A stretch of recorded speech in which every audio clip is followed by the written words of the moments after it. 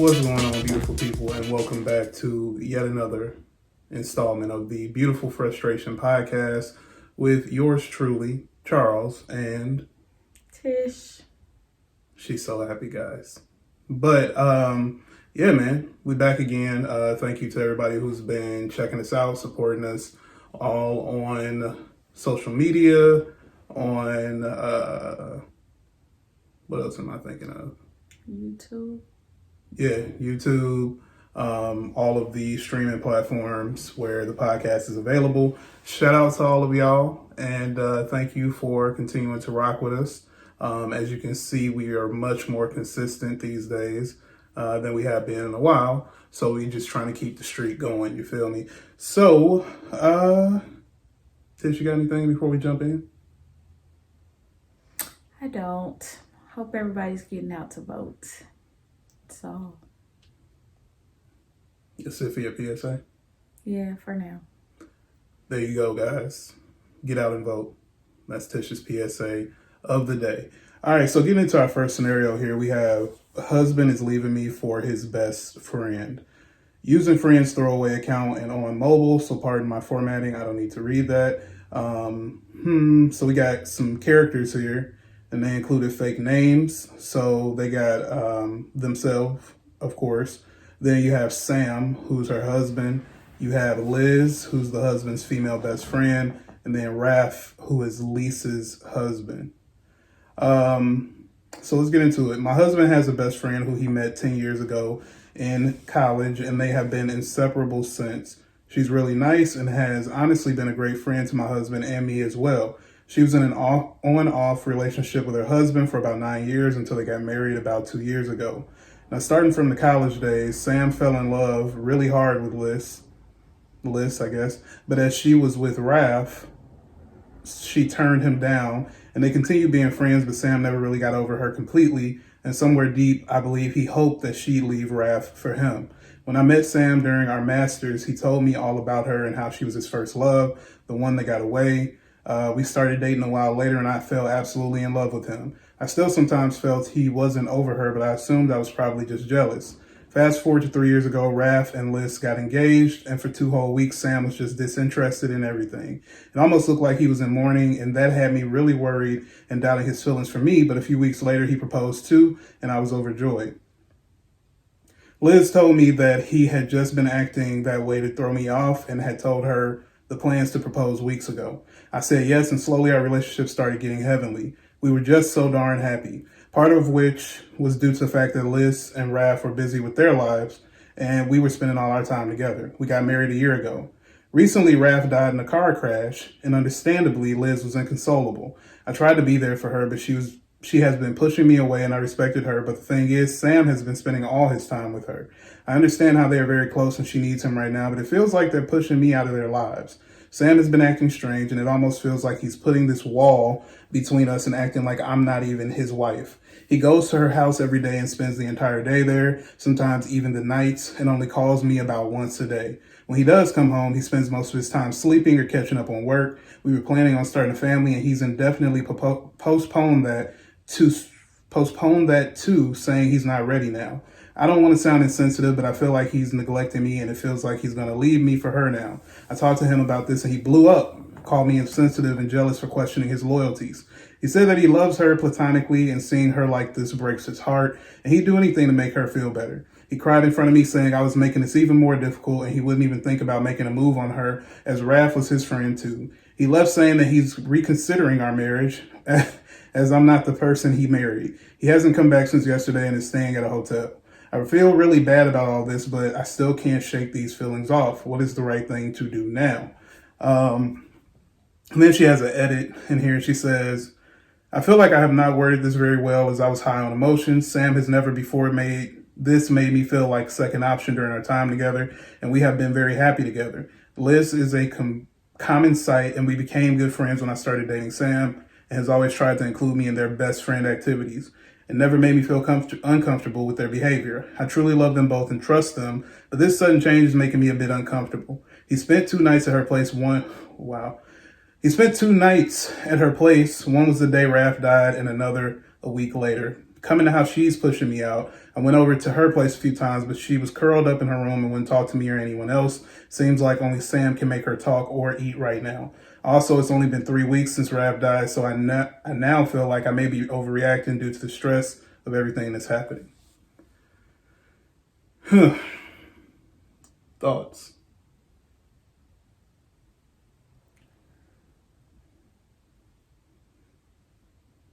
I don't care how close my spouse is with another female. If her spouse dies, her boyfriend, whoever, there is no need to spend the night at her house.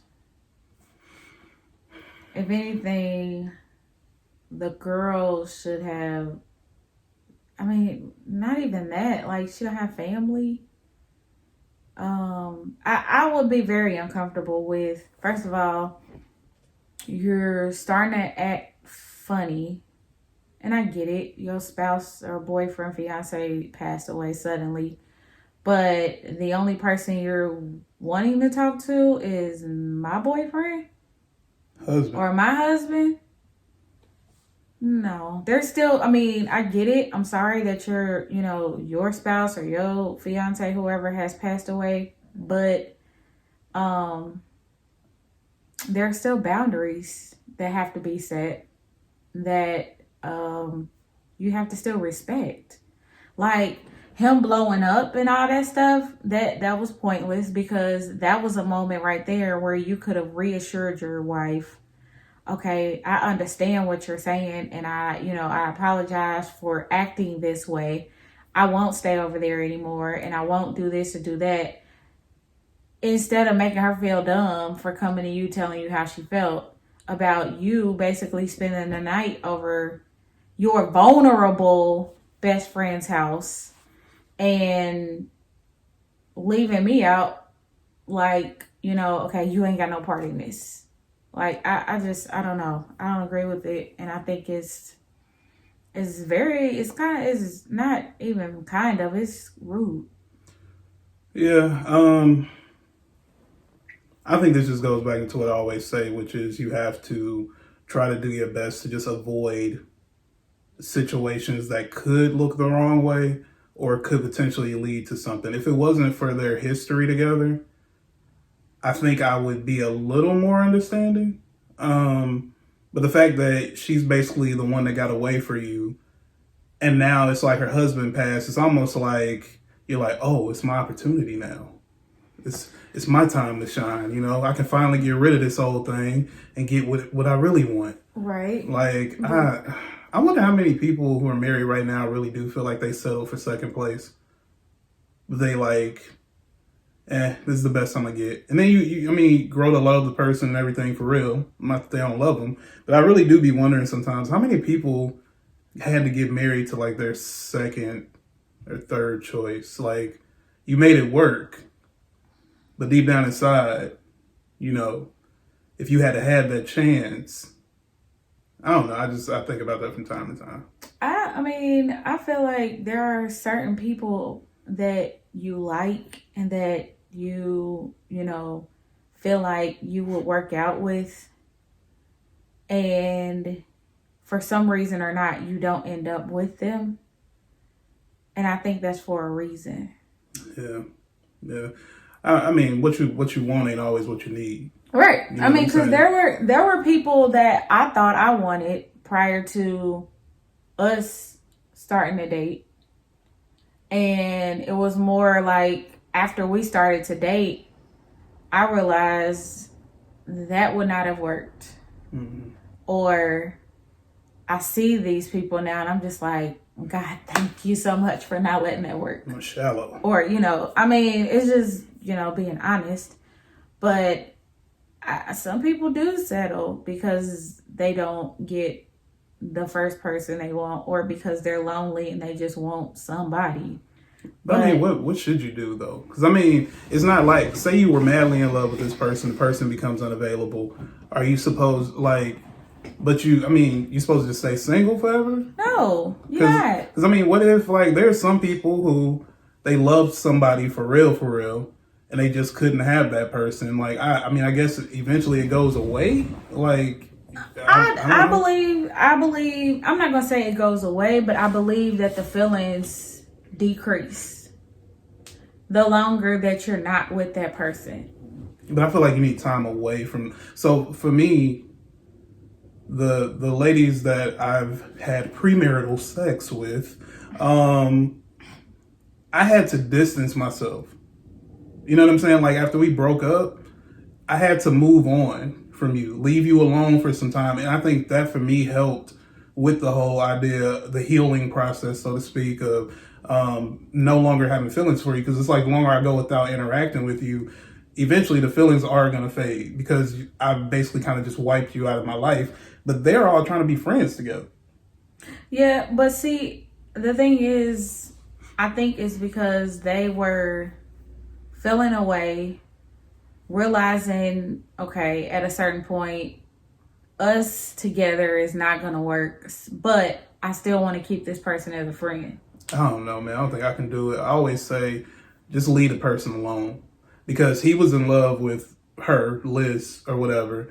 Liz was with Raph. That was her man. So it's like, I know you like me and all, but I got a man.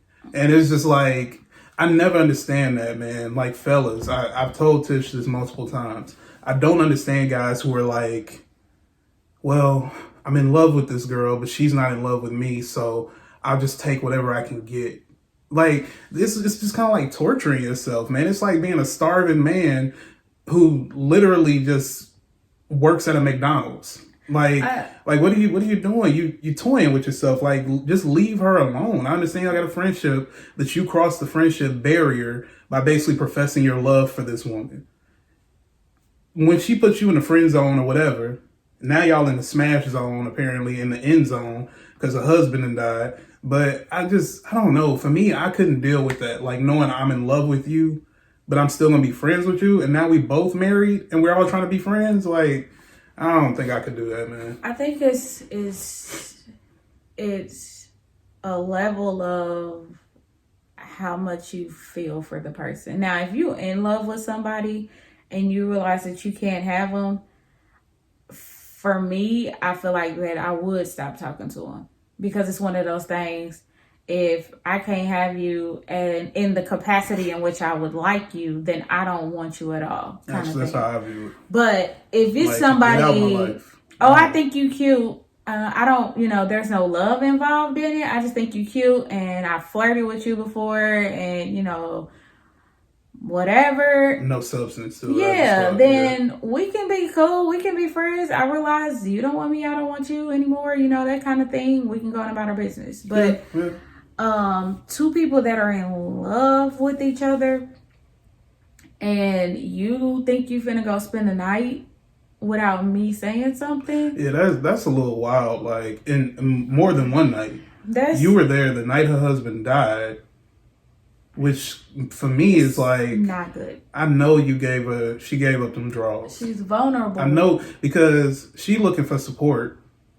You were in love with her. Why did you need to spend the night? Even if you went over there alone, why did you need to spend the night? And furthermore, why not just have her come stay with y'all?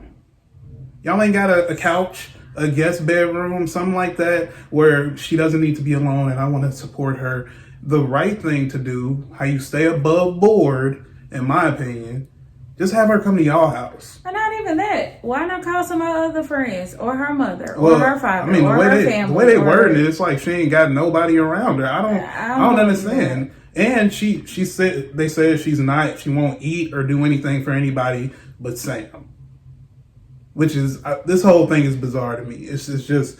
But what do you think? You think he's smashing on girl? If he hasn't, I believe that he would if he kept spending the night over there. Because the thing about it is, I don't want to automatically every week assume that somebody is smashing because that's just the first thing that I go to. But in this, I feel like maybe she really, really was sad because her husband died. Like, legit. Just my boo is gone and I don't know what to do kind of thing. So she legit, for that night that he was there, she might have just wanted to be home with somebody and just sit there and cry herself to sleep or whatever. But the more and more he stays there, I believe that eventually she would become more, oh, I need to cuddle. I need somebody to hold me. Yeah, I don't think it's I Liz. just really, really need it. I don't think you know? Liz is the problem. I think Sam is the problem. It for sure. is. It's him. I think he's just trying to. She's not in a state of mind to be able to think right now to be like, okay, no, you don't need to stay here. He should be the one, okay, I'm married. This is my friend that was married. She just lost her husband. Let me try to see how I can get somebody to stay here with her because that don't look too right for me. I just think Sam is an opportunist. I think that he tried. I really think he tried to make the best of getting second place. And now that he sees a window of opportunity again, she's single now. Maybe I can revisit so that. Dirty. It's dirty. It's not the time to do that. It's dirty, but I really think that's what he's doing. Like, I agree. Maybe he has not touched her yet, but maybe he's trying to use her grief as a way of getting into her heart. You know what I'm saying? I could easily see that, especially when you start telling your wife things like, we should put having a family on hold for now, and you're telling her stuff like, basically, maybe we should reconsider our marriage. That means you get I your wanna affairs in divorce order. You, yep, You get so your that affairs in order get so that ready you for can her. move on. Yep. But let's find out because she updated. Okay. So she says in this post, my last post got more advice than I had expected, and I went through all the comments, some of which were genuinely very helpful, so thank you to everyone. Sam is pretty active on Reddit and came across my post and realized it was me, as the details were too similar for it to just be a coincidence. He called me after going through the posts and comments and came back home soon after. We had a long and deep conversation where we both opened up about our feelings. He apologized for being distant and threatening divorce and told me how mentally and physically exhausting all this had been for him and how terribly lonely he was feeling, and me being mad at him made him feel even worse. He also told me that Liz was a few weeks pregnant and he was helping her plan a big reveal to Raph, but after the crash, all the trauma made her miscarry, and in the span of 3 days, she lost her husband as well as her unborn child. She was inconsolable, and as nobody knew about the baby yet, she made Sam swear not to tell anyone about this. When I brought up trying for a baby as I was ovulating, he didn't know what to tell me, as it felt very inconsiderate to him for us to have a baby just when Liz lost hers, but couldn't tell me. We talked a lot, and he promised to be honest with me always, no matter what promises he makes, and apologized for making me feel like a second option. We agreed to go for marriage counseling as I realized I too have some trust issues that I've been projecting onto him. We talked about this to Liz a few days after, when she was starting to feel better, and she did not take it very well. She lost her temper and said how inconsiderate I was, and how even in all this I was trying to make it all about me. She accused me of being jealous and a terrible friend and basically threw us out of her house. We have tried contacting her, but she refuses to talk to either of us, saying she does not need people like us in her life anymore. We are now giving her time to cool off, and maybe if she agrees, I can try to make her understand my point of view. Meanwhile, me and Sam have been using this time to get closer to each other, and things are much better, although he is still a bit worried about her as she has cut him out, but we are sharing things with each other, and I'm hoping all goes well from here. That is not how I expected that story to wrap up, but sounds like a happy ending for them. Oh well, like, I mean, it probably was a bit too soon to explain to her her side of it or whatever, but I'm glad she did, and I'm glad her husband was able to listen and, you know, be open about it versus getting mad at her for posting that, you know, and being like, you know, you should tell our business, blah, you know, that kind of stuff. Yeah. I appreciate the fact that he actually talked to her, came home and talked to her, and they were working on their marriage. So, yeah, that's what's up. But, yeah, if you want to cut us out of your life because I'm trying to save my marriage because y'all were crossing boundaries and not leaving, you know. And my thing is this. I'm sorry, friends of mine, but a lot of times if somebody tells me something and they say don't tell nobody, unless it's something that you ain't supposed to know, like if it's some real personal stuff about one of my friends that's a girl or something like that, a lot of times I'll be like, so, you know, I'm gonna tell my husband, right? I don't know if that's wrong, but most people, I tell them, you know, I'm gonna tell Charles, right? I can tell my husband, right? My husband does not count in this I can't tell nobody stuff. I mean, I ain't gonna say nothing. Like, He don't talk to nobody that, so it's just like information that I tell him and, whatever. But I mean, had he known that she was pregnant and he comes home and he's like, well, I'm like, well, let's talk about having a baby. And you tell me that you want to reconsider. Like, that's a bit far-fetched. Of course, I'm going to go thinking, something is wrong if you tell me that without telling me the details as to why you're saying it. Yeah. Like, yeah. I don't know. Yeah, I mean, if we all friends, I don't get what you think makes Sam a friend that you can tell something to knowing he has a wife, and I'm supposed to also be your friend. Like, how do you try to make me swear not to tell my spouse something? I get that this is a traumatic thing for you, but I am telling my wife, like, okay. I'm going to tell her not to bring it up to you. I'm going to tell her not to say nothing. But I mean, that should be a given. Like, most things are everything is going to be shared with my wife. So same thing with me. If you tell me something, she knows, and she probably silently judging you, but she ain't going to say nothing. She ain't going to say nothing. She just going to keep it to herself. You know what I'm saying? And I mean, I'm glad things worked out for them and they're, back on a better path and stuff. But I still think he overreacted, and the things he's saying now still seem to kind of contradict the way he was talking at first. Like, why are you saying let's put having children on hold? Why are you saying we need to reconsider our marriage over this? Like, because her concerns were valid. You know what I'm saying? Like, even in his apology, like, it was like emotional manipulation. Like, you talking about I mean, this has been hard on me. And, you being mad has made it worse. Well, she has a reason to be mad. You're doing things and you're not being accountable for what you're doing. How you spending the night at a newly single woman's house? Like, why? No. So, very weird. But no advice needed, obviously, because they figured it out. As far as your friend Liz goes, let her be, man. Let her be. People grow apart, they fade, and she's obviously in a period of life where she is not really open to support from everybody.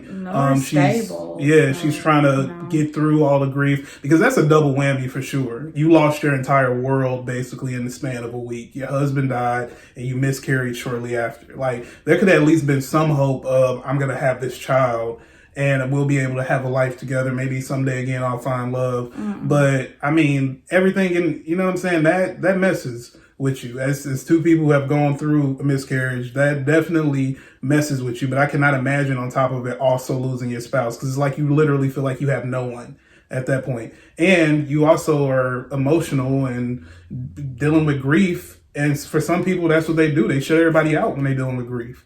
But that's not a good time to be alone. So for anybody out there, you dealing with something, you lost a loved one, you dealing with some type of grief, don't shut people out. Okay, I've had to learn that lesson, because you can't get through what you're dealing with unless you let somebody in who can help you. Because 9 times out of 10, if you was able to get yourself out of it, you wouldn't have been in it in the first place. So yeah, lean on other folks, man, especially if they want to be there for you. But on to our next one. And y'all be thinking y'all slick trying to delete your posts afterwards. But thankfully, I have a way around that. So this now deleted post is, my boyfriend became really territorial after we had sex and it's bothering me. So this is a 17-year-old girl and a 19-year-old man, technically. Isn't that often you hear about the older dude getting sprung like that? It's usually like the younger person don't know how to handle it. But he's still ain't supposed to be messing with her. I never said he did or should be. He definitely shouldn't be. Let's go. That's another thing. That age of consent stuff gonna get some of y'all in trouble. For real. But anyway, we've been dating for 8 months and I recently lost my virginity to him. This was like 2 months. Oh, that was the first. Okay. This was like 2 months ago. Before that, he had a small tendency to be jealous, but it was just with specific people. Like one guy that likes me. But after we had sex, it's like he thinks he owns me. He hates it when other guys look at me and becomes really protective. He's not amused by some of my clothing choices. That didn't change at all after we started dating, and he used to find them cute. And even the way he stands next to me when we go out changed. He doesn't demand sex, but the way he holds me when we're making out became a lot firmer and I don't know, more confident. He never hurt me, but he's definitely been more dominant and imposing himself more now. Also, he always called me his girl, his sweetheart, things like that ever since the beginning of our relationship, but he's been putting a lot more emphasis on that now. It's bothering me. I've never dated before and I don't know if this is normal behavior or how to address it. What should I do? Tish, as a woman, what do you have for this young lady? He's controlling. Is this normal behavior? No. Why not?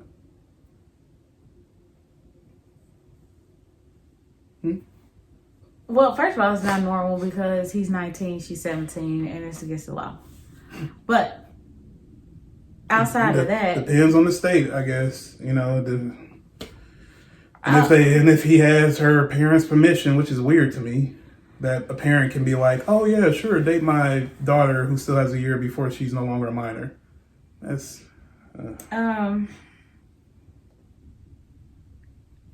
that he's showing controlling vibes, controlling red flags. I get it. If you have a boyfriend and you put on something that's revealing, boyfriend, husband, and they say something to you, okay, you're showing a little bit too much skin, or, you know, fine. That's an opinion that they can have, and ultimately you wear what you want. But I don't know, all of that where he's holding her a little tighter, he calls him hers, and you know, he says something about her clothes, and he does all this, you know, whatever. He's standing next to her, yeah, standing like menacingly, don't you know, ready to don't beat somebody touch up. my woman, you know, that kind of thing. I feel like he is in the beginning stages of trying to control this little girl. I'm gonna tell you, you ain't got a boyfriend, you got a bouncer. Okay, you have a bodyguard. All right, that man thinks he's the Secret Service of your life. Listen, I remember when I was in high school, there was this thing for whatever reason, and it's probably in some of y'all schools too, also in college, where the upperclassmen, when a new year would come around, they would for some reason want to go for the freshmen, the sophomores. Because in their minds, I'm older, it's easier to pull a younger girl. I feel like that's what this is because I used to see stuff like this. Dudes that's like, yeah, that's what I said, college and high school, even more so in college. But it's like, and that's so weird to me. I definitely saw that a lot in college. Dudes 20, 21 years old, you dating a girl that just came in, she 18. Like, why, dog? Why? When I was freshman in college, I didn't know what I was doing with life. Like, I was just all over the place. But yeah, no. And when they would get these girls, they would just be super controlling. They would be like almost feeling like because they're older, they get to like have this authority over the girl. And that's kind of what I feel like this is here. Like, dude, I don't know, man. It's a manipulation kind of thing. And I can't even really say since he's way older, because he's not. He's only 2 years older than her. But do you think it's because he got the booty? Yeah. It's the cheeks that did this to him, or it might be that, and it might be a mixture of both of them. Like, okay, well, I took her virginity, so basically, no, that's mine now. That's why you keep saying she's gonna do. You know, I've taken it, so guess what? She's my property. I own this right now, and she's gonna do whatever I tell her to do, kind of thing. You know, so. This is just, yeah, it's the fact that she's 17 is what kind of turned me off to even really wanting to give a suggestion, because it's just like, why are y'all together anyway? Yeah. You should wait. You can wait till she turns 18. I'm pretty sure it's at least 12 months. That's not that long. And I wish the trend of like teenagers being sexually active would go away. It's not going to, because you're young and you're horny. But I just hate it. Okay, when I was teaching and some of my students that I mentor would say stuff to me, man, Mr. Adams, man, I smashed this girl, blah, blah, blah. It's like I was there to listen, no judgment. But at the same time, I'm like, oh, You still got streaks in your drawers, man. Like, that's yuck. One little girl, man, this may be a little spicy, so get ready. One girl actually said when we were all in a group setting, she's like, yeah, I be getting my butt ate all the time. I just love, like, I was Really? like, yo, what? I was like, why? Really? First of all, that's nasty, because some of them little girls is foul smelling, okay? But second of all, man, what? I didn't know. I hadn't even had a conversation about that type of stuff until I was well and grown. These kids are advanced, okay? I get it. I did but- not indulge in analingus until I was married, okay? Like, don't make it weird. But what I'm saying is, I'm making a point. The point is, I waited until I was good and grown to explore things, okay? These kids are exploring stuff too young. You lose your innocence so fast. You know what I'm saying? I know I probably ain't no way to get through to them with it because they're going to do what they want to do, but I just wish kids would stop trying to be sexually active, man. It's not something you're really ready or prepared for. I was not prepared for it when I lost my virginity at 17. It's not worth it. It's not worth it, guys. Next, please. All right. So, this next one is, my girlfriend feels like her friends don't care about her. I see it differently. My significant other and I have been under lockdown effectively since March. Her father is going through chemotherapy and is highly immune compromised, so we've been doing our part to stay distant from most people. And if we have social interaction, it's either outdoors or with a 2-week break from her seeing her dad after. For the first 4 or 5 months of quarantine, she wasn't willing to see anybody. That 2-week rule is a new thing. Now her friends are in less risky situations and have been able to have small get-togethers and trips up to vacation homes and stuff. My significant other was invited to these at the beginning, but declined because if you're partying and drinking, there's no way everyone will be distant. She got lots of invites to stuff. Friends dropped stuff out the apartment for her, and they seem to be making an effort. However, the pandemic hasn't gone away, and I think after a little while, they felt bad about inviting her to things she can't attend, and have gone on a few trips without telling my significant other anything. I saw this as a clumsy way of trying to spare feelings, awkwardness. She sees it as a complete lack of care and betrayal from her friend group. Obviously, if you feel that way, you're going to get pretty upset. Last night, after finding out about a trip from a few weeks ago, she has decided that none of them care about her and that she doesn't have any friends anymore and they all suck. I told her, that's what she said. I told her her friends do care about her, but she wasn't having it. I'm just surprised at the complete lack of benefit of the doubt she's given, because even her friend who spilled the beans said, I'm sorry we didn't invite you. We were all drinking and up each other's butts the whole time, and I know you can't do that, which would seem fair enough to me. I know why she's upset, but writing them off entirely is too much. I think my feelings would be hurt.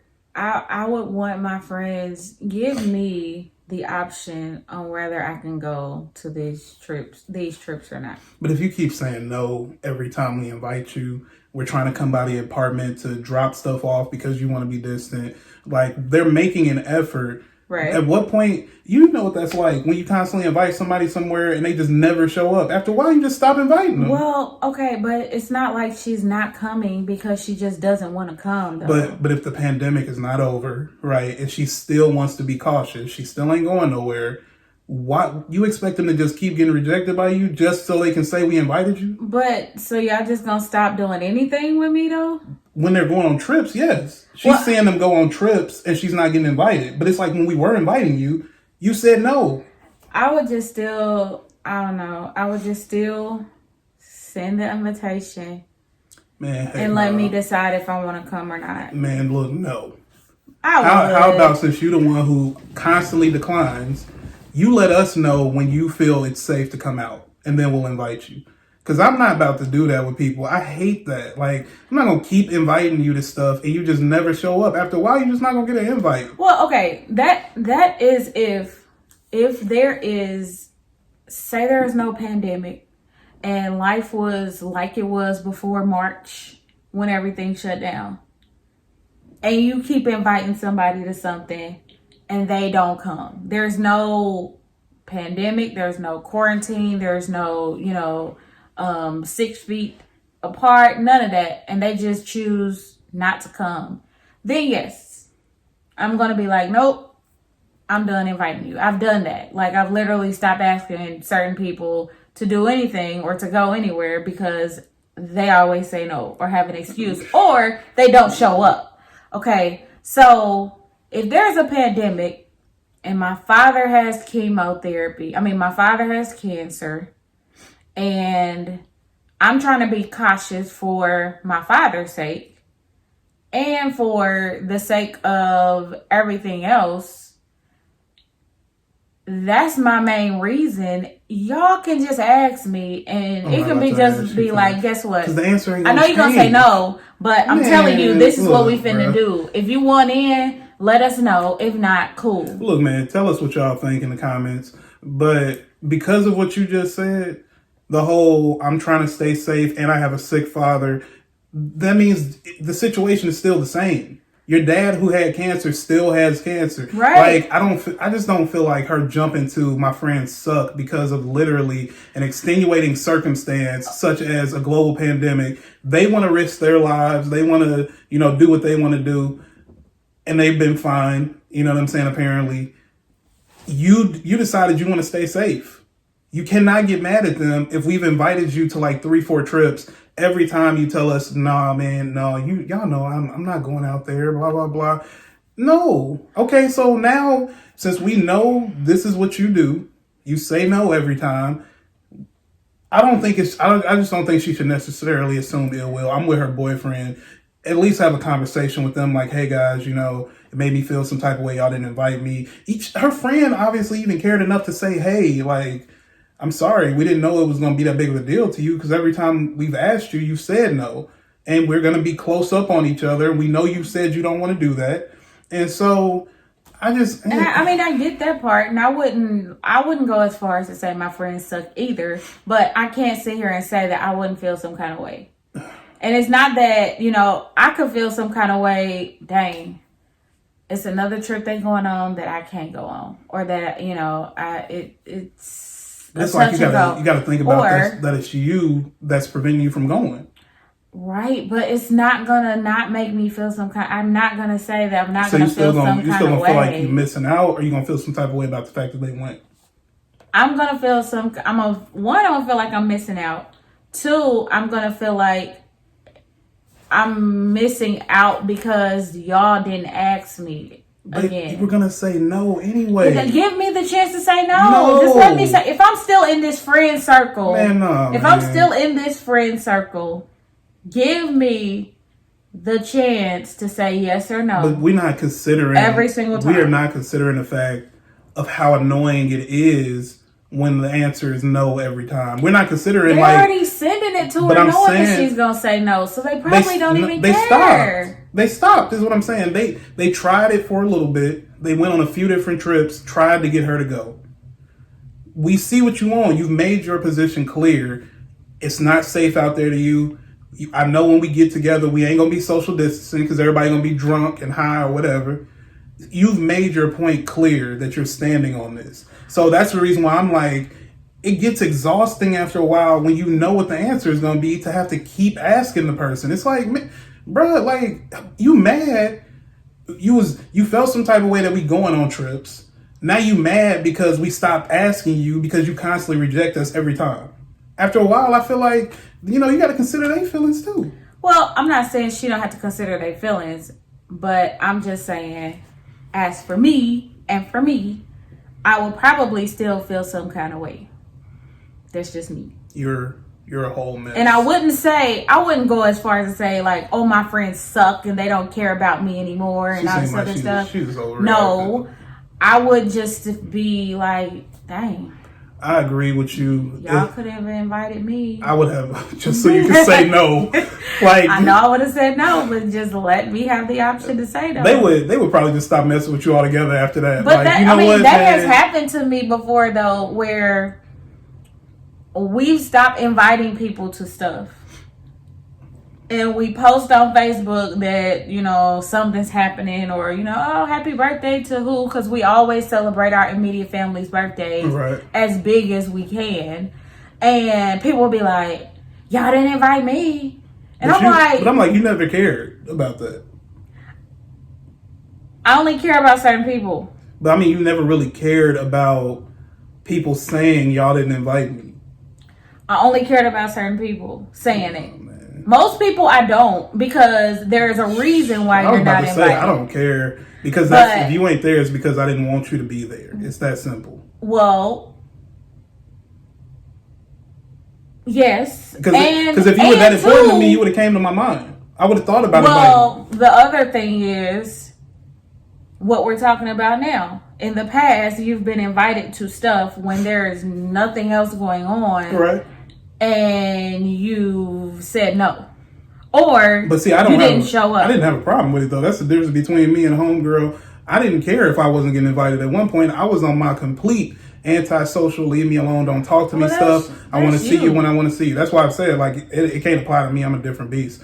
But yeah, look, I understand the feeling left out part. You look at something like, man, that show looked like fun. Two of our friends got married last year, and we were sad. We were supposed to go all the way overseas with them. Beautiful resort, amazing time, toes out on the beach, sand in between your toes. I mean, it looked great. We could not go. I totally felt like I was missing out. So, I mean, I get that.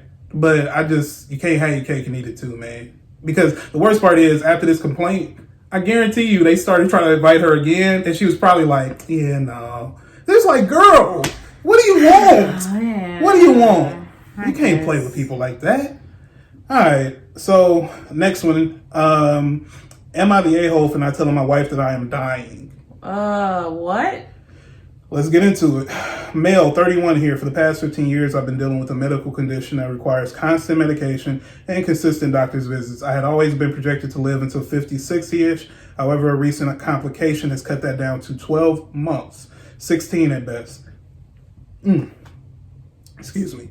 In about 10 months, my condition should start getting a lot worse. After 12 months, I'll essentially be living in the hospital. I am married of 4 years, no kids. I haven't had the heart to tell my wife the news. I don't even know how. We always knew I'd die younger than I wanted to, but we never expected it to be this soon. As much as I know I should tell my wife, I don't want my last year to be plagued with an impending doom. My wife and I have always talked about living abroad somewhere, maybe Australia, but we've never found the time or money to do so. I've been saving up to go to graduate school, however, I don't see much point in that now. So here's my idea. Take some of that money, take my wife to Australia for a few months, and enjoy the time together. I have a job I can work remotely from anywhere, and she has a job that she can easily find work anywhere. We can work part-time and enjoy our time together. When we get back, or maybe toward the end of it, I will break the news to her. I just wouldn't want the trip to be ruined for us by constant reminders of me dying. I know my wife, and she's very emotional to the point where I feel like she would be crying every day and not enjoying herself. I want this memory to be a good one for her and not plagued by my time ticking down. Am I the a-hole for putting off telling her I am dying? Note. I have life insurance that will take care of her, so I'm not too worried about spending this money now on the trip.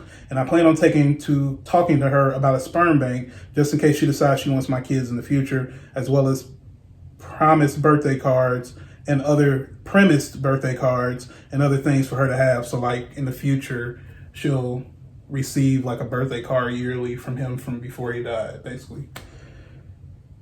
This is I'm about to cry. That's sad. This is super nuanced, man. I was instantly like Tish, I was ready to just kind of jump in and say yes. Because I've always felt like, man, yeah, if you passing away, your spouse needs to know. But at the same time, I'm also kind of not mad at for the way he's trying to set this up, where it's like there's things we wanted to do before I pass, and I really want to give her that without the whole time us being there, she's sitting back depressed because she knows that I don't have much time left. That's a tough spot to be in, man, because you don't want to give that kind of news to your spouse. Like when I got let go from a job before we got married, I thought that was the hardest thing in the world to come home and tell you. You know what I'm saying? I can't imagine getting a diagnosis of you have less than a year basically left and trying to figure out how to tell her, because it's going to hurt him to see her broken down by it. First of all, how is he going to these doctor's appointments by himself? I'm sorry. I mean, he's probably still able-bodied where he can, go alone. Which is fine, but I me personally, and I don't know if this is a control thing in my mind, but anytime this one right here has a doctor's appointment about anything, guess who's gonna be present? Well, not anything, Me. bro. Not anything. Like, you want with me for unless it's a physical. Yeah, like my physicals when I got my CPAP machine. Like I don't be at the doctor. Okay, bro. I'm not talking about. You're talking about if something kind of serious stuff going on. But like this last doctor's appointment when you went for your follow up from your hospital stay. But see, that makes sense. I don't feel like that's controlling. I'm saying let's just like want to know what's going on, right? But I'm saying that there would not be a way for me to not know what he's going through without, like, I just would be at every doctor's appointment. I'm sorry. Like, unless he's just telling her he's not going to he's taking medicine and is she not seeing him take this medicine? Does she not know that he's going to the doctor? Well, the thing is, Tish, I think she probably knows all of this because he said she knows about my sickness and she knows I didn't have a whole lot of time anyway. Right. So I think what he's probably doing, and this is not right, omitting information is not really much different than lying. No. It's not necessarily flat out lying, but it's still deception, right? Because you're robbing that person of the ability to actually know the truth or know the reality, right? So I feel like what he's doing is he's downplaying, like most people do, when that family member gets cancer and nobody knew about it, but then you start seeing them seem to get a little bit weaker, a little bit slower, and everybody's like, man, what's going on with Aunt? What's going on with her?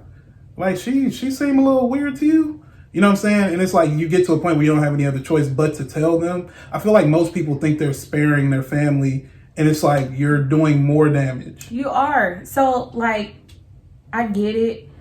But you have to give your wife her time to hear this information, be able to take in this information, and process it, and figure out what she's gonna do with it. Like, don't ever do this to me. You hear me? Don't do this. Don't do this. I always tell you. I'm just putting this out there. Don't think that since I'm a very emotional person. You a big girl, that bro. If you find out that you're going to pass, that you can't tell me. Like, literally, we go on a vacation and we come back and you tell me, oh, I only have 4 months to live. I'm like, bruh, how long have you been doing this? And there's an update on it, by the way, where he actually went on a trip, so we're gonna hop into that. But I feel like it's in the way he did it. So if he had sat down and had a very serious conversation where he laid out everything the same way he did in that post,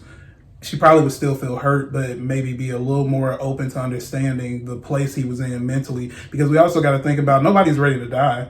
Right. And you don't necessarily even know how to cope with that yourself. So trying to bring other people into it, in this case, your spouse, who you would have to console and actually be there for emotionally, it's just like, that can be a lot for somebody. So I don't want to completely just, mark the dude off or write him off for this, but, No, I get tough, it. Man. I'm just saying, I get it. I get why he's not really wanting to tell her, but I also feel if on the wife's side, like, it's tough, man. That's messed up for me not to know that my husband is literally dying right before my eyes, and it's you're gonna be dang near dead before you tell me. Yeah, like, I feel like that's kind of selfish. And if Chadwick Boseman's wife could handle that and marry him before he passed, you never know what somebody can handle until you give it to them. You know what I'm saying? Yes, she probably would be hurt, but she knew you were going to pass anyway. You know what I'm saying? So I don't think it's too far-fetched in her mind that it could accelerate or something could go wrong, especially depending on the type of condition he has. So, all right, man, let's check out this update. Hey, y'all. I wasn't sure if I was going to make this update, but things are getting gloomier. And I feel that I owe you guys the closure you deserve for all the help you gave me, as well as the multiple news stories. Although I didn't respond much due to everything being so new and overwhelming, I want each of you to know that I read every single comment and message multiple times over the past year and a half. So, wow, this has been a while. I did end up so he made it, he made it a year and a half. I did end up telling my wife soon after my post. She took it rough, as expected. So it ruined me to see her that way, but I knew that I needed to tell her. She did enjoy reading through the original thread, though, as many of you had heartwarming thoughts and messages. We took the time that we needed to ensure that she would be set up as best as possible. Following that, we went and spent the best 4 months of my life in Australia. The experience was amazing, and I couldn't have asked for a better dying wish. We came back just in time for COVID. Honestly, I was scared to death and still am. But somehow I've lasted this long. I've lost much of my strength, and hospice has come in to set up the house and ensure that I am comfortable enough to die. Wow. Yeah, that's rough, man. I had thought that I would be dead by now, so it's hard to complain about getting a little extra time. I've left a large collection of greeting cards in possession with a friend. Birthdays, first anniversaries without. Oof, yeah, this is tough. This is tough to get through. God. Okay. I'm a thug. I'm a man. Okay. I've left a large collection of greeting cards in possession with a friend. Birthdays, first anniversary without me, remarriage, children's birth, and birthdays if she uses my sperm. I didn't tell her about any of these just because some of these events aren't guaranteed, but I know that they can help me if the time comes around. Overall, I'm content. About as content as I can be. There's a lot of things I would have done differently in life had I known this would happen, but that's unfortunately out of my control. However, I do know that I did the most I could have done with the remaining time I was given. I'm just glad that I had time left while I still had my health, as I know that many aren't as lucky. Thanks again for all your help. I'll answer any questions you guys have, so as long as it isn't personally identifiable, which includes my medical information, as my town paper was thoughtful enough to write an article about me. Just be patient, please. Even typing for long periods of time gets painful. When was that? This post was from 23 hours ago. So he survived a year and a half. That's amazing. Especially when you tell your wife that they saying I only have about 10 months. So the fact that he made it 18, that's a pretty big deal. You know what I'm saying? And I think you get to a point where it's just a blessing to have the person still with you. But yeah, this is tough, man. Thinking about your own mortality. Like, a lot of people really do be thinking they have so much time left, and it's just like, you don't know. You don't know. You know what I'm saying? Like, I'm gonna read this top comment that I think says it better than I can. I'm so glad you're happy with the choices you made and send you my best wishes. You reminded me of this article from a few years ago about the top 5 regrets of those approaching the end of their lives. 1, I wish I'd had the courage to live a life true to myself, not the life others expected of me. 2, I wish I hadn't worked so hard. 3, I wish I'd had the courage to express my feelings. 4, I wish I had stayed in touch with my friends. And 5, I wish that I had let myself be happier. Reading that made me change my life, and I hope it is helpful to others. Not a whole lot to say This on that. just made me think about Candace. Yeah, it's crazy. Just don't take life for granted, man. Seriously. If you got good people in your life, don't take them for granted. As Tish said, our good friend and sister who passed away earlier this year, she was this kind of person. She lived life to the fullest. She made every moment count, even when she knew that, it wasn't looking good. You know what I'm saying? And I think that number one thing, I wish I'd had the courage to live a life true to myself, not the life others expected of me. So many of y'all are living in a box that people have put you in. Get out of the box, man. I've recently done that in my own life, because when I leave this earth, I don't want to say that I didn't make the most of what God actually made me to do. Just because people say you have to do things a certain way. No, you don't, man. You define your reality, live it out. Because at the end of your life, man, like, you want to be on your deathbed, like, regretting everything. I wish I had done this. I wish I had done that. So shout out to this dude, man.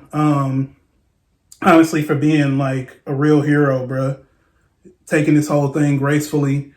He did the right thing. He told his lady what was going on. He gave her the opportunity to process it. Man went and had an amazing time in Australia. You know what I'm saying? He was out here on some Last Holiday vibes, Queen Latifah style. Oh my goodness. You know what I'm saying? And that's what's up. That's what's up. Are you doing all right over there? Yeah, I'm straight. You a G. Come on. You got it. Tears are great, guys. I'm a robot on the inside, so I can't really cry, but I feel it. I felt it in my stomach, in my gut. You know what I'm saying? All right, so getting down to our last two for today. We're going to bless y'all with a little bit over an hour today. You know what I'm saying? So let's see. I just found out that my late wife was cheating on me, but I don't know with whom. Wow. My wife died of throat cancer that had spread to her brain 2.5 months ago. I am obviously still very upset, but have slowly been making steps toward a new life, I guess he's trying to say. Been making steps toward in life, but I think he meant I've been slowly making steps forward in life. Just to be clear, we have 3 adult kids together. Earlier this week, I received text messages from a number that I didn't recognize claiming that they and my wife had been having an affair before she became bedbound. Oh no. Okay.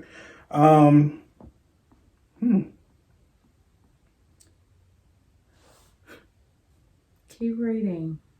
How do people find time to cheat and you about to die? You had the cancer? Cheating?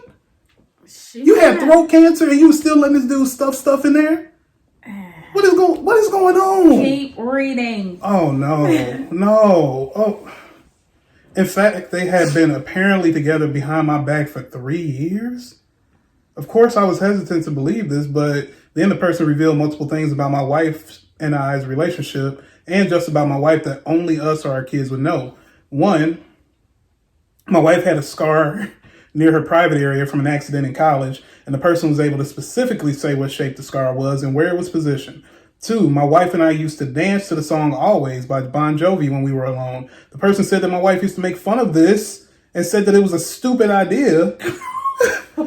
3, the person was able to accurately guess all of my wife's favorite things to do during sex. Gosh. The person was also able to tell me the poem I have engraved on our cat's collar for my wife, and was also able to accurately guess several things about me that only my wife or previous girlfriends would have known. I don't know how to feel about this. I'm absolutely devastated, as you should be, sir. What in the world? Why? That's dirty. At that point, you just gotta be like, I'm glad she did. I thought that, but I didn't want to say that. I'm glad she did. We don't hold back on here. I'm gonna say how I feel. I mean, I'm glad you're in the ground. I'm glad you're gone. You know what? I ain't grieving over you no more. You was getting piped up. I might as well go ahead and head out. But that's ridiculous. Ridiculous. Man, with a capital don't D. ever make fun of me to another man. The dude you smashing, this ain't even just like a girlfriend. You smashing him and making fun of. Leave me out of y'all smashing. Why y'all talking about me? That's not even what y'all came to do. That's y'all came to bump nasties. Why y'all talking about me? That's messed up. And who is this bitter individual who thought, hey, after she died. I know your wife's dead, but I was killing that thing long before she died. You know what I'm saying? Like, what in the world, that's man? A bitter, miserable person. Oh, she wasn't bitter, apparently, and she wasn't miserable. No, him, whoever. But I'm just like, what did you gain from this? Hey, bro, I just thought you should know your wife. Miserable people want to make other people miserable. I just didn't think it was fair to you, bro. I just thought I should let you know, man.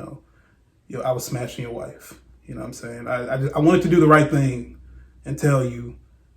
I'm probably trying to find who that person is. Oh, you got to find him at this point. We done found me a private investigator. Trace this number for me, please. Put the dukes up, bro. We got to run the fade. You got to catch these hands. You might have to catch a bullet. I mean, because it's dumb. He could have just left him alone and he would have never known. Let me grieve the fake version of my wife in my head, okay? Let me do that. Now he got to deal with the grief because you don't just stop loving her just because she was a thought. No, he got to deal with the fact of, man, I still love this woman and I'm still grieving over her. But now I'm also grieving because you was giving the cat up to somebody else. Yes. Nah, man, it's only one way to make this right. You gotta take him out. You don't know who it is. It's an anonymous. It's anonymous. You better do what Tish said, hire you a private investigator, do whatever you got to do because this cannot stand, okay? Mm-hmm. This is not okay. Oh God, I ain't even got nothing else for this, man. That is just rude. All right, so our last post of the day is my parents-in-law don't know what boundaries are, and I don't know what else I can do to get them to back off. My wife and I just moved into a new house about 5 months ago. We chose it because it's closer to where we work. As a downside, we're also closer to my wife's parents. My wife and I have been together for close to 7 years and have been married for nearly 5. We are very happy together through this all. Her parents haven't really liked me all that much. Did you write this? I From did not. a dude's perspective? I did not. Talking about some marriage. Wait a minute. Oh God, no, I did You not. tried to change the details on the marriage and the together I've too? never written a post Because I was about anywhere. to say, matter of fact, you ain't even changed that. We have been married for 5 and together for 7. This is not me. This was our ages back in the day. At some point, you think you slick, don't you? That's why you removed it. Nope. That's like, oh shoot.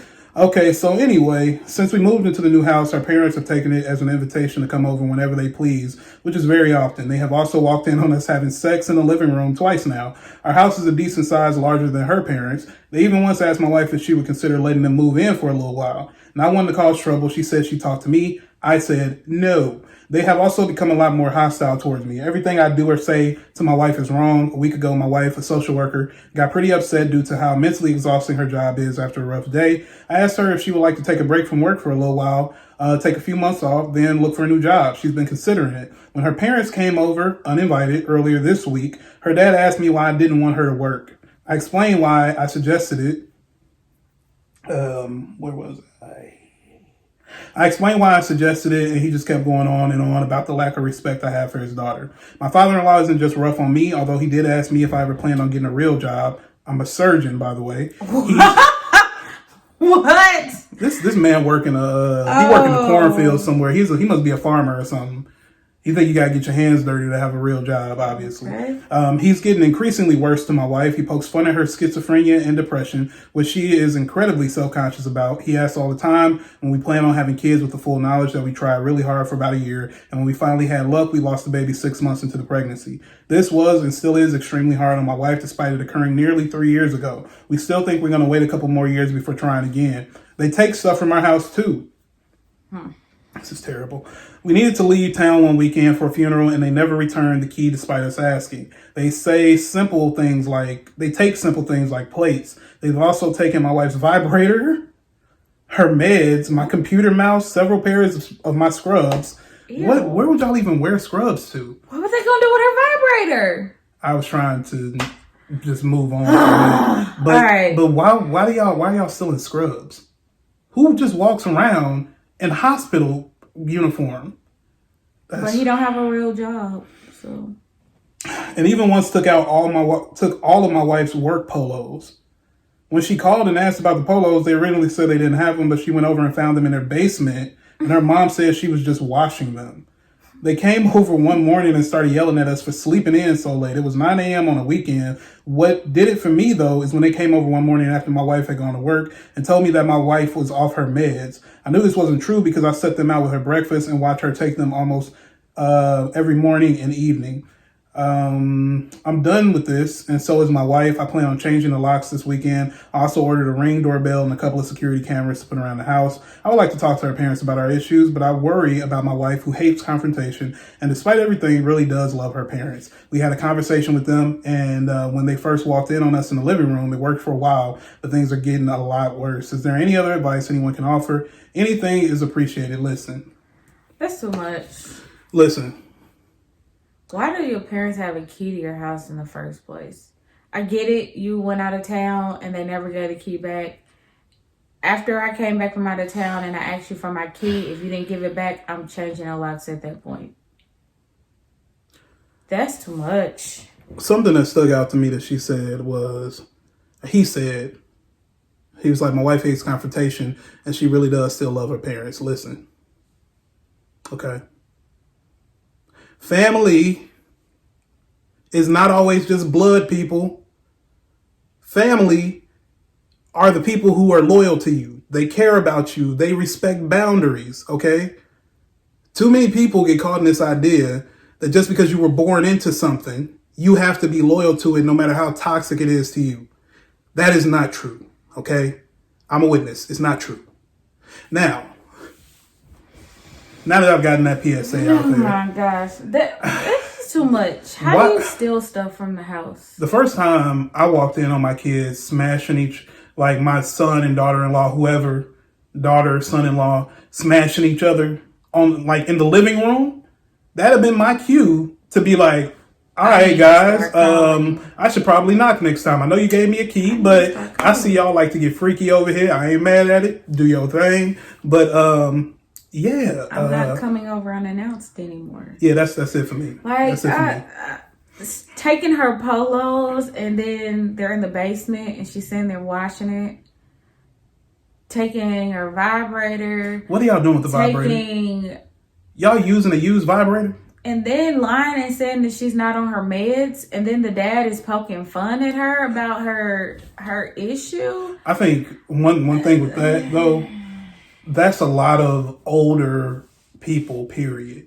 Thankfully, we get into a time where mental health is much more of a discussed topic. People aren't treating it like it's a taboo. Folks aren't worried about being called crazy anymore. But I've heard stuff like this before.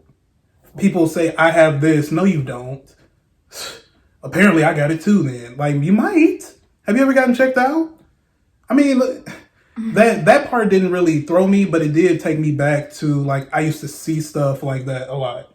Parents who literally, because they were ignorant. They just didn't have any sort of knowledge about medical terms and things that go on psychologically. So, especially if you in church. Or I was going to say, or they'll tell you, don't say that. That's the devil. You don't claim that for yourself. It's not about claiming it for myself. Let me get it out you. Let me get it in the name of Jesus. Get it out of there. Anyway. And you still crazy. And now you feel bad for being crazy. Now you feel bad for being crazy because apparently God don't love me because I can't stop being crazy, God. Okay, you fixed that kid in the Bible who was cutting himself and throwing himself into fire. Why am I still crazy, God? Because there's modern day medicine and you cannot blame everything on the devil. You can't, man. Without going and get yourself checked. Y'all gotta chill. Like and don't get me wrong, I'm not making an excuse for ignorance. Because you have to learn at some point. And I would think as a parent, if my child came to me expressing, how I made them feel, expressing, like whatever, I would want to listen off of the strength of you're my child and I love you. That's what I would think. Because I feel like if you love somebody, you listen to their concerns. You listen to the things they say that you've done that offend them, even if you don't understand it. It's not about you understanding it. If somebody says you offended them, if you care, you should try to figure out why they're saying that. That's all I'm saying, man. The dad just seems like a real jerk. They both weird. Like, first of all, there is only one other person that has a key to this house outside of the people that live here. Me and him. That's my grandfather. My grandfather does not ever come over here without calling or without texting saying, hey, I'm coming over, or are you home? Is it okay? And even if we know he coming, you best believe it's going to be multiple knocks. And when he comes in the doors, hello, he's yelling, Grandpa here. You know what I'm saying? I respect that. Bruh, I love that. There is no reason why anybody should enter your house and be arguing with you or fussing at you for sleeping in on a weekend. Yeah, that's bizarre, man. And you're a surgeon and your wife is a social worker. Those are two stressful jobs, I believe. But you know why I think that's happening? I truly feel it's happening because... no respect. Because of what she said. People who tend to be like, I hate confrontation, are people who grew up seeing so much of it or dealing with so much of it that they naturally shy away from it. People who don't know how to have a healthy conversation about boundaries and stuff simply because it makes them uncomfortable. It's probably because when they tried to have real conversations before, it always got met with anger or yelling or whatever, negativity. So she probably is like, I don't even want to have to fight that. I don't even want to have to deal with that. And I think that's the thing that enables her parents to keep doing this. They probably have always been controlling over her life. And I think because he's the husband, he's trying to, do something different. And I think he's really trying to respect her boundary of those are her parents. But I think he's getting to the point where it's like, look, I know those are your parents, but it's bro, time. It's time now. I've tried to be patient. I've tried to wait, but your parents are tripping. Yeah. Tripping. I should not have to change my locks, install security cameras. I shouldn't have to, like, bruh, from your parents? Seriously? But see, this is another thing, a word to parents, okay?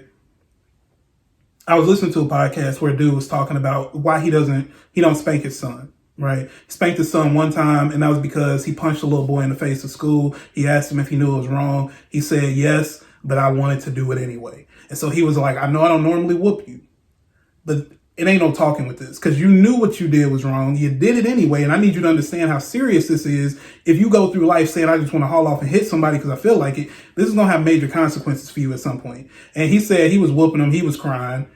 And once his kids saw him crying, they both crying together. You know what I'm saying? But for the most part, like he was telling this story about one time he was at a family function and his people, I guess, didn't know that he don't hit his child, right? Mm-hmm. So kids running around the house and stuff, and he said he tells his son, hey, cut out all that running, man. His son looks at him and says, why? Right now, most of y'all, if you watching this and you black, you know, or you're a parent, grandparent, whatever, you probably would hear that and say what? Don't ask me why. Or you gonna smack him in the mouth? You gonna tap him? Who you think you talking to, right? And this made me look at it differently because I don't agree with what he did. His sister, who's the aunt, hears it. Don't you hear your dad talking to you? You don't say why to him. You do it. And she slaps him.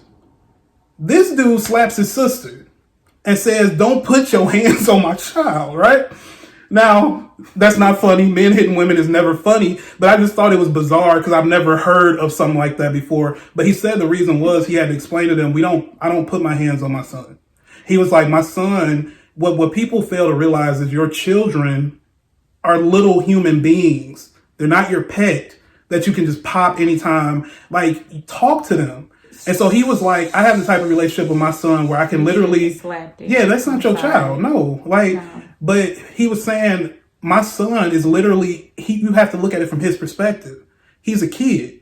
All the other kids are running around. I'm telling him to stop running. So he's not thinking, stop running because it's not safe in here. I'm going to run into something. He's thinking, well, Dad, why? Everybody else is having fun. Why can't I do it? It was a legit question. So he sat his son down and he told him, look, you can't run in here because if you run, you might knock something over. You might break something. And we ain't trying to pay for that. He said he told that to his son. His son understood and said, oh, okay, I get it now. And that was it. You know what I'm saying? But some of the toxic things that parents do to their kids just out of this is the way mama did it, grandmama did it, whatever. I really do feel like, you just don't know how you're messing those kids up. You know what I'm saying? And he specifically said he didn't want to put his hands on his son because he didn't want him to grow up being fearful of certain things. And this will be the response if I do this, or I can never say anything or ask him questions because I'm going to instantly just get slapped or whatever. And I get that. Everybody do what works for you. If you do believe in disciplining your kid, I get it. And I'm not telling nobody how to raise their child, but I'm just saying from experience, I've learned that, and parents are not perfect. They're just human beings. But I've learned like a lot of times you have to be cautious about the fact that the things you do to your child now while they're little will shape who they ultimately become later in life. You know what I'm saying? And so I just really feel like the reason this has not been nipped in the bud is because of that situation. You felt that, didn't you? Yeah. I only talk about what I know. I know. You know, so I appreciate you letting me get my spiel off. You know what I'm saying? Every now and then, you just got to talk to the people. You got to give them real talk. You know what I'm saying? And that was a real talk moment for me. Wonderful. You have anything else? No, I think I got it all out. Okay, well, great. We thank you guys for listening to another episode. Hey, don't do this to me. Don't make me feel like that, man. Now don't try to just go through the spiel tonight. Don't just try to go through the spiel. Y'all see how she tried to make me feel for trying to give y'all the real for a second. You just had a 10-minute long monologue. I was just making sure you was good. I ain't never talking again on this show. I'm just gonna sit back. I'm just gonna sit back and keep my main thoughts to myself. Not true. If I have anything other than that main point, I'm just not gonna say nothing. Whatever. That's not true. Don't even do that. Goodness. I don't even do that. You can't help it. It's okay. That's why I said you felt it. You was passionate. In the show, man. In the show. So, today's, what was I even saying? Today's Black business that we're highlighting is Living Well Journey, LLC. This is a therapist. Her name is Deidre Burton. She is a Black African-American, Black and African-American. She is a board-certified wellness coach and a licensed therapist. She is amazing. We use her services and she's great. She saved us, y'all. I didn't think we was gonna make it. She saved us. You know her and the Lord. God used her. So, if you are looking for counseling services from an African American female, we have told you about Nicholas Phoenix with Bianca. Phoenix Nicholas. Excuse me. Right. Sorry, Bianca. No disrespect. Phoenix Nicholas Center with Bianca. Now, here's another one. Living Well Journey with Deidre Burton. You can go to her website at livingwelljourney.com to look at all the things that she offers. And you can also hit her up. There's a place on her website for you to call or to set up a consultation. And we'll make sure that all the information is on the screen for you guys. So if you are looking for, mental health specialist, life coach, whatever it is, you got options, guys. We got two of them now. We got Bianca Harris and we have Deidre for you. So yeah. So again, if you are a entrepreneur and you have a business that you would like to have highlighted on our show, please send it to me and we'll be more than happy to do so for you. But the free right now of charge. It don't just have to be Black owned businesses. We highlighting Black owned businesses because we think they need more exposure, obviously. But if you're a friend of ours and whatever, and you got a business too, we ain't discriminating. You know what I'm saying? No, we're not. Okay. Thank you for listening to Beautiful Frustration Podcast with your host, Tish, and my one and only husband. It's me, man. It's Charles. Hey, check me out on YouTube. Hold Up, Say What is the YouTube channel. We're still grinding it out. Got my first video on Twitter today with 10,000 views. So, that felt a little bit good. But yeah, man, check me out on social media. And yeah, that's all I got. I'm done talking, guys. You can drop those 5 stars. I'm done talking. I don't want to get in trouble. If you are an Apple listener, please drop those 5 stars. Google, Spotify, Pocket Cast, any of your Anchor, which is our host site, any of your favorite podcast places, you can listen and share us, subscribe, all that good stuff. We thank you. Oh, Charles is crying now. I'm not trying. I'm sweating. We're crying. Because I'm obviously in trouble over here. She out here. I'm about to get a whooping. Thank you guys for listening to us. We just talked about this. Don't spank me, man. Have a great night. Oh my gosh.